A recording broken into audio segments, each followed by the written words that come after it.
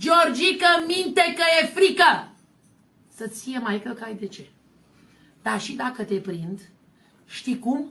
Te bag campion olimpic la 5.000 viteză. Fii atent ce spun. Atenție, vezi că am făcut 5.000. Știu cum te pun pe fugă.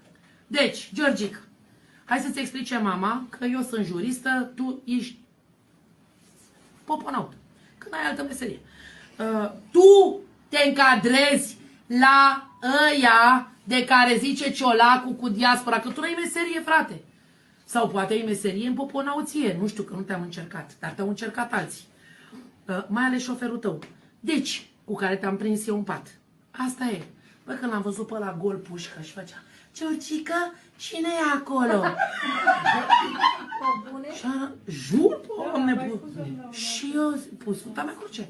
Și zic, eu mă uitam, zic, bă, o fi bărbat, o fi el șoferul. Și când m-am genit că el, îi zic, măta! Ce să-i zic, că și el, bă, în chiloți. Deci nu m-am gândit în viața mea că o să-l văd în... Cum se numesc, mă, budigăii ăia? Boxeri, așa. Boxeri. Georgică, sincer, eu cred că tu erai fetița, că n-aveai nimic în boxeri. Mă rog,